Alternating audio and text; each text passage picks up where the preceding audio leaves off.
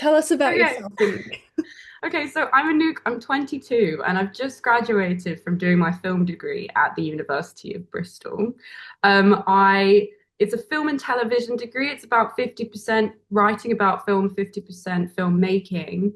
And since I graduated in July, since I want to say like late August slash September, I've basically been working as a freelance trainee in as part of film crews in high-end television and feature films and major motion pictures, and it's been crazy.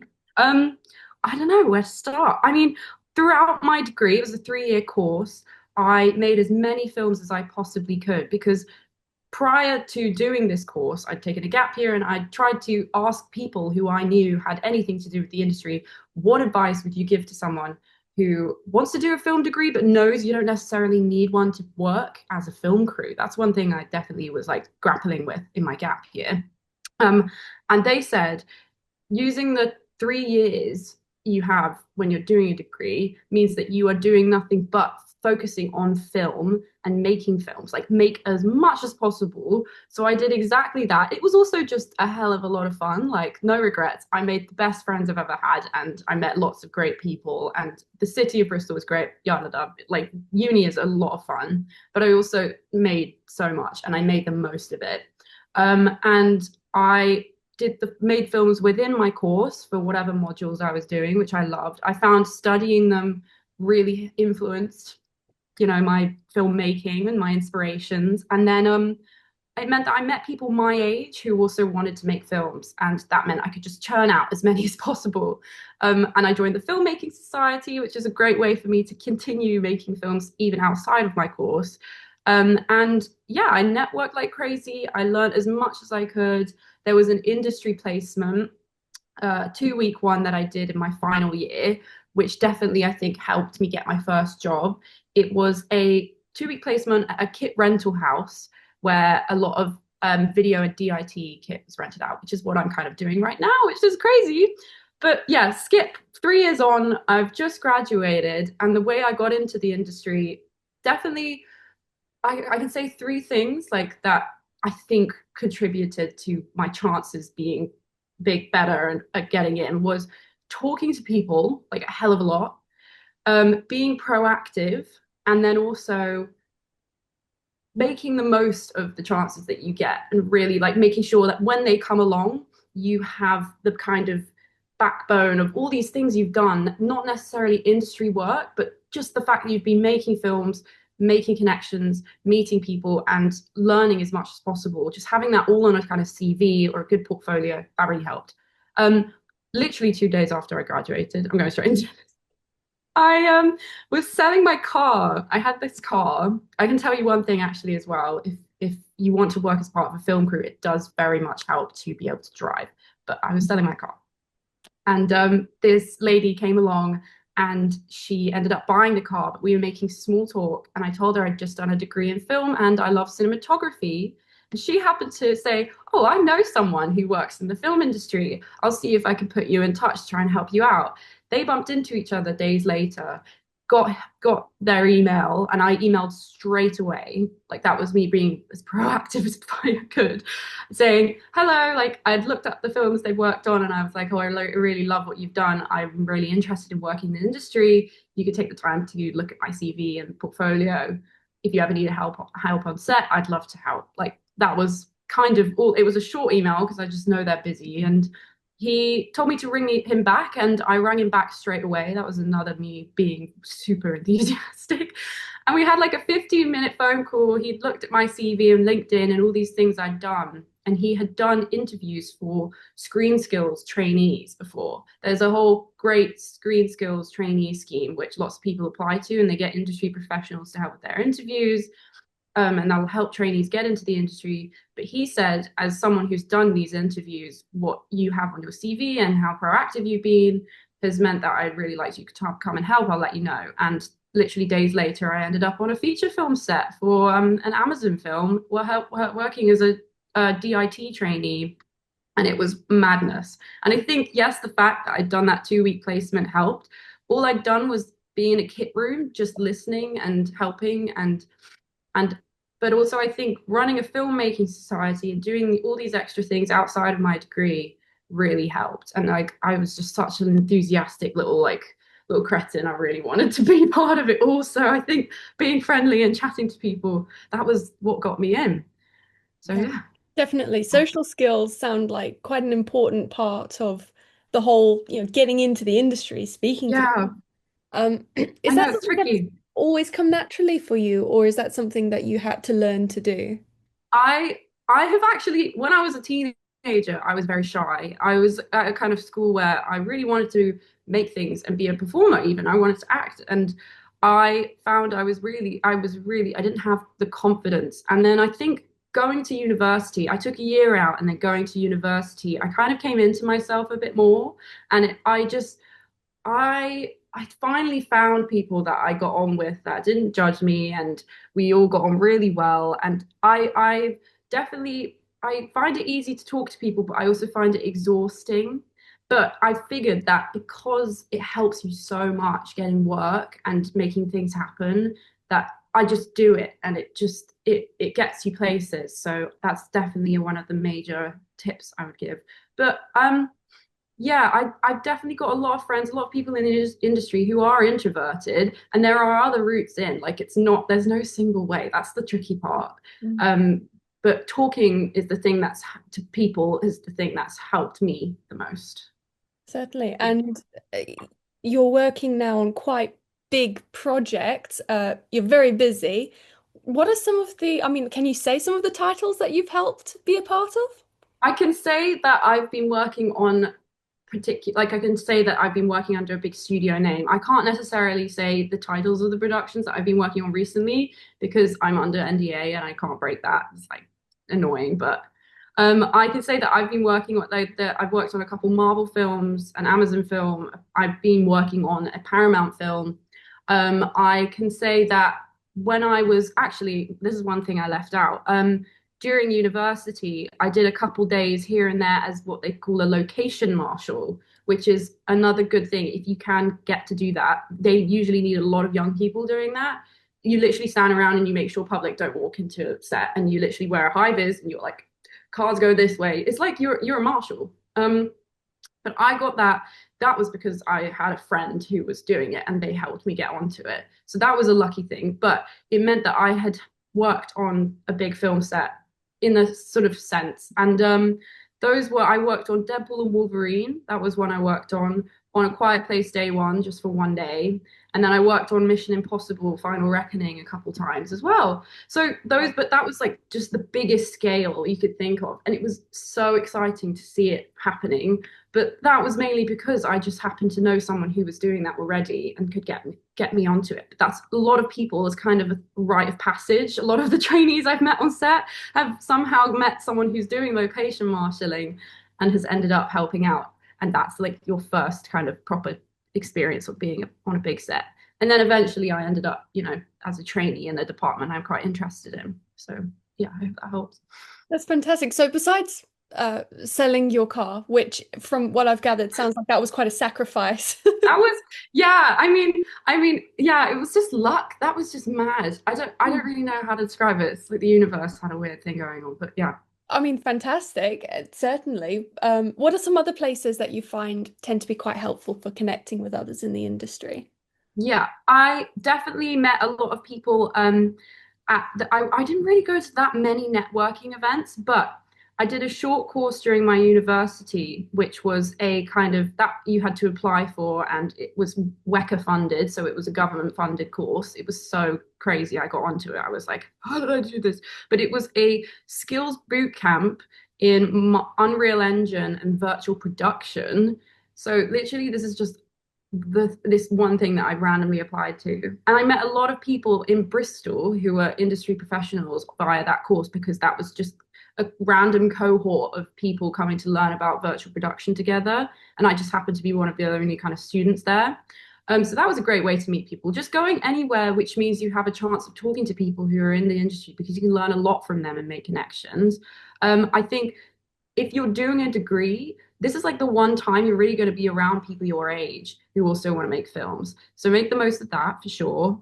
And then when I eventually did get onto a set, even as a location marshal, I would try to politely, because people were very busy, try to talk to as many people as possible and make as many friends as possible. Because you never know, someone may pop up and be like, hey, sorry, super random, we might need your help on this. Or you could message them and be like, hey, I'm really interested in helping and working for you. Can you let me know? Or like, that just putting yourself out there, no matter what situation you're in. But yeah, I can definitely say, as cringe as it is, go to networking events and just make the most of any connections you have right now. Yeah. Mm. I think there was similar advice given to me in my first year of studying journalism, which is say yes to every opportunity, Mm. which is, generally it's a good attitude to have. But I know that there is a point where sometimes you also have to take care of yourself. And because I can imagine you're working through so many of the short films you were a part of, that at times might have been a struggle. I don't know. How do you keep the balance between looking after yourself and pursuing a career in filmmaking? That is so important. Oh my God. Like it's so there's definitely a workaholic kind of approach to the film industry, I think, because you are so right. You can really burn out. And I mean, making my own films, I think, like you said earlier, organization and just making sure you literally plan time where you can chill. That's definitely an important thing to do. I found it really tiring. I was really tired, but it paid off literally. And I think yeah, scheduling in a break when you can. But the part of the industry I'm in, because obviously, yes, you could say the film industry in general. There's also the television industry, there's documentaries, there's also high-end TV and feature films, but then there's mid and then lower budget. Like all throughout that, it's like these kind of the worlds are quite small. It's quite weird. So with feature films and high-end TV, once I kind of got into it and I started making connections there, I realized that oh, this person knows this person, and this I can message this person because they knew this person. I kind of kept getting work through that, but I've also been so exhausted. The hours are very long. I can tell you that. I mean, it depends if like you have people reading your magazine who want to work as part of a film crew because it's very different to there's so many parts of the industry. But yes, I think definitely scheduling in time off, even though like I'm yet to experience it, like booking off a holiday and then suddenly an exciting job comes up. I've had people tell me that happens a lot. It's just I think you're right though. It's important to just bite the bullet and recognize that you need to chill and let your body recover a bit. I've definitely used this Christmas period to do that because I didn't realize how exhausted I was. One question I'm curious to ask you is about that gap year. Would you Yeah. say that gap year ended up being more beneficial, or do you think you could have dived right in and got the same out of your degree? Oh my God, that's such a good question. I mean, because I know lots of people who've just gone straight into it and not done a degree full stop, or I've known people who take a gap year, but then they're like, no, it was a waste of time. I feel like straight out of school, I mean, I was like the year where I don't know how old you are, but I can see your thank you. I was that weird year. I was that weird year where we kind of did A levels, but not really. Like my entire kind of sixth form was kind of stunted by COVID. And I'd never really been out into the world. And I used that time as a kind of period to feel like a bit like an adult. I found the lack of structure really hard, but I think if you want to work in film, it will teach you how to kind of make the most of this time you have as someone who's not working like a super straight job. I was working a bit on and off, but it was a weird one because it was 2022, it was still kind of COVID-y. I I didn't really like know how to go about going straight into the industry around then. I was kind of figuring it out. I was signed with a modeling agency, and so I got to travel a little bit through that, which was great.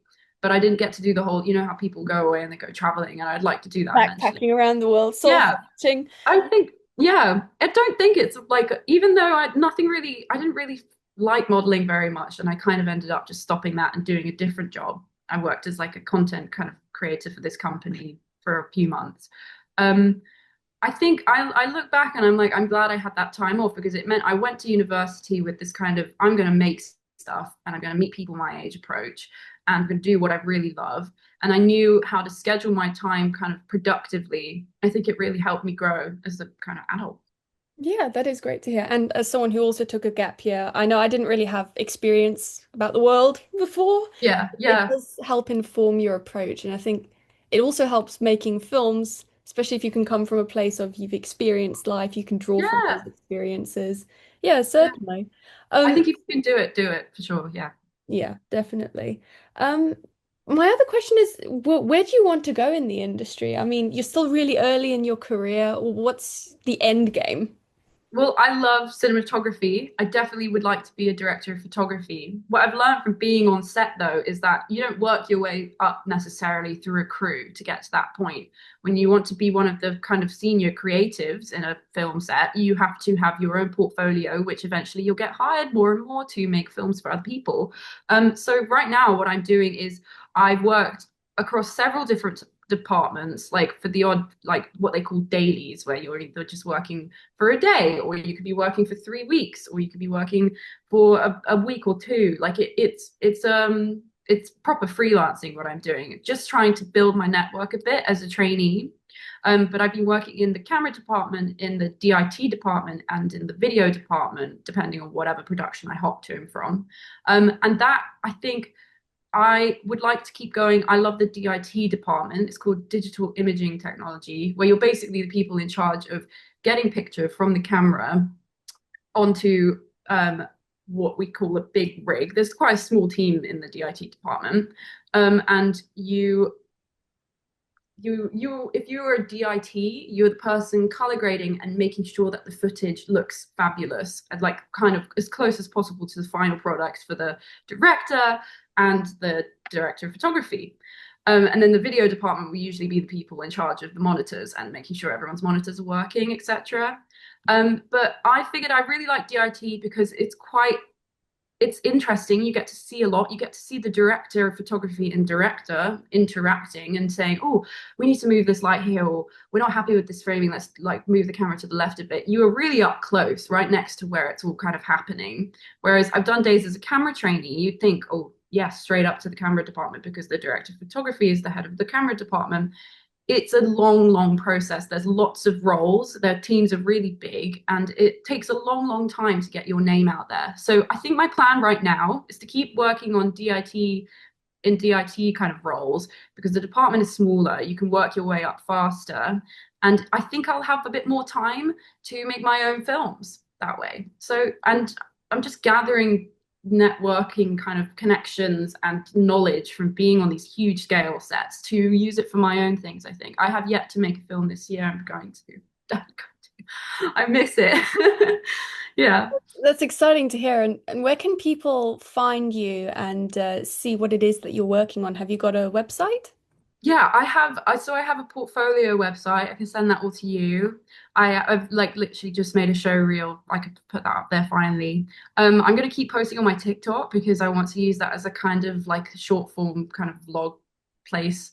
I post a lot on my Instagram about what I'm up to. I think people really enjoy it because it's like a mystery. The industry is like this kind of like, oh, not going to share anything and nobody knows how to go about it, what it's like. No, it's I want to share with people who want to, I don't know about it more. But obviously I have to be careful about it because NDAs and it's all very secretive for a reason. Yeah. Anyway, If you're so working yeah. with Marvel and the big projects and Oh Pinewood, yeah. you Yeah, get big arrested point. for trying to break in, Yeah. and it Yeah, happens. exactly. Yeah, I know it's mad. I've definitely heard some stories. But I'm going to be like very like I want to share with people, but obviously stay within like my restrictions. But yeah, I've got my portfolio website, I've got TikTok, I've got Instagram, and I'll link you like my YouTube and all that. I'll send you an email with all those. Fantastic. That is brilliant to hear. If there's anything else you want to put there, maybe lecturers or folks that helped you along the journey. Oh yeah. I mean, I can definitely say I have lots of friends who've helped me and my like students and stuff, obviously making my short films. But I think I Pearsley is a great lecturer. He was good at giving me because he's a cinematographer. He is exactly the kind of role I want to do, like want to be one day. He gave me lots of great advice. Like I can say that it's definitely worth just talking to all your lecturers because they've met lots of people and know a lot. If you're doing a film degree, they'll help you along the way. He was a great lecturer. um, I have this really great lecturer called Naz. I'll have to like send you his name because I actually don't know how to say his surname. It's so bad, but he was a really great lecturer. And then I had a really great lecturer called Mike Samuel who did a unit on video games. I have a big passion for video games, and I took his module, and it was like this new unit. And he was great. He was very supportive. He was like my personal tutor as well as like a lecturer, and he supported me all the way with my filmmaking and gave me advice, and it was really good. So yeah, that, a shout out to them.